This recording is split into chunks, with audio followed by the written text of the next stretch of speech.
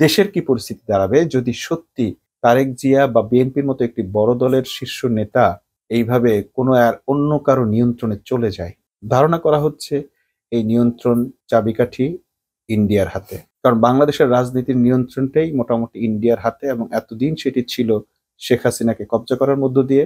Doctor Yunus আসার পর সেই রাজনীতি তার ভারতের হাতছাড়া হয়ে যায়। কিন্তু ভারত অপেক্ষা করছে যে নতুন কোন সরকার আসলে অর্থাৎ বিএনপিকে ক্ষমতায় আনতে পারলে তাদের নিয়ন্ত্রণ পুনঃপ্রতিষ্ঠিত হবে এবং তারা দেশের নিয়ন্ত্রণ নেওয়ার জন্য ইতোমধ্যে বিএনপিকে কব্জা করে ফেলেছে।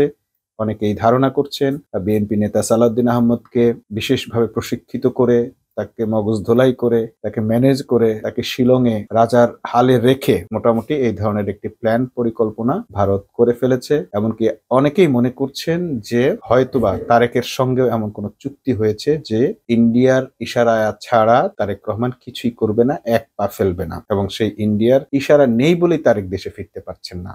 এরকম নানান ধরনের আলোচনা কিন্তু এই মুহূর্তে বাংলাদেশের মানুষের মনে ভাসছে। যারা বিএনপি করছেন, বিএনপির সমর্থক, তারা একদিকে তারেক রহমানের পক্ষ নিচ্ছেন, কিন্তু তাদের পক্ষ নেওয়াটা আবার খালেদা জিয়ার বিপক্ষে চলে যাচ্ছে, দেশের বিপক্ষে চলে যাচ্ছে। আবার যারা দেশের পক্ষ নিচ্ছেন, খালেদা জিয়ার পক্ষ নিচ্ছেন, তাদের অবস্থান আবার বিএনপির বিপক্ষে চলে যাচ্ছে, তারেক রহমানের বিপক্ষে চলে যাচ্ছে। এমন একটি ত্রাহি অবস্থা এখন বিএনপির।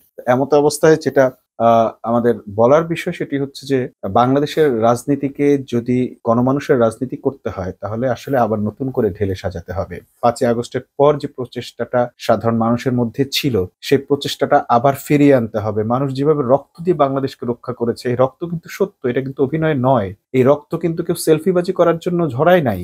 আজকে ডক্টর ইউনূস বলেছেন যে প্রত্যেকের উচিত শহীদ আনাসের চিঠিটা ঘরে ঝুলিয়ে রাখা, প্রতিদিন একবার করে সেটা দেখলেই তার মানুষের লক্ষ্য, এই বিজয়ের পরবর্তী যারা বেঁচে আছেন তাদের লক্ষ্য কি হওয়া উচিত শহীদ আনাস তার চিঠিতে সেটা বর্ণনা করে গেছে। মূলত এইখানেই আবার সবাইকে ফিরে আসতে হবে। জুলাই অভ্যুত্থানের যে শক্তি, যে অনুপ্রেরণা, জুলাই অভ্যুত্থান যে কারণে হয়েছিল মূলত সেই লক্ষ্যের দিকে আবার এই বাংলাদেশের জনগণকে, বাংলাদেশের রাজনৈতিক দলগুলোকে ফিরে আসতে হবে। রাজনৈতিক দলগুলো যেভাবে পথ হারিয়েছে, বিশেষ করে এই বড় শক্তি, বড় একটি রাজনৈতিক দল যাদেরকে এতদিন বড় দল বলা হয়েছে, দিন দিন তারা ছোট হয়ে যাচ্ছে, জনপ্রিয়তায় নিচে নেমে যাচ্ছে, কিন্তু তারা কোনোভাবেই বুঝতে পারছে না যে তারা আসলে কেন নিচে নেমে যাচ্ছে এবং তাদের কি করণীয়। এই দলটার এখন আরো অনেক বেশি গভীরভাবে চিন্তা করা দরকার, কারণ এর সঙ্গে জড়িয়ে আছে অনেক মানুষের ভাগ্য, বাংলাদেশের ভাগ্য।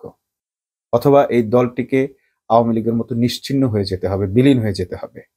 তাতেও বাংলাদেশের রাজনীতি থেমে থাকবে না, বাংলাদেশ পিছিয়ে পড়বে না। কারণ হচ্ছে যে আওয়ামী লীগের বিকল্প যেমন মানুষ খুঁজে পেয়েছে, বিএনপির বিকল্প নিশ্চয়ই খুঁজে পাবে।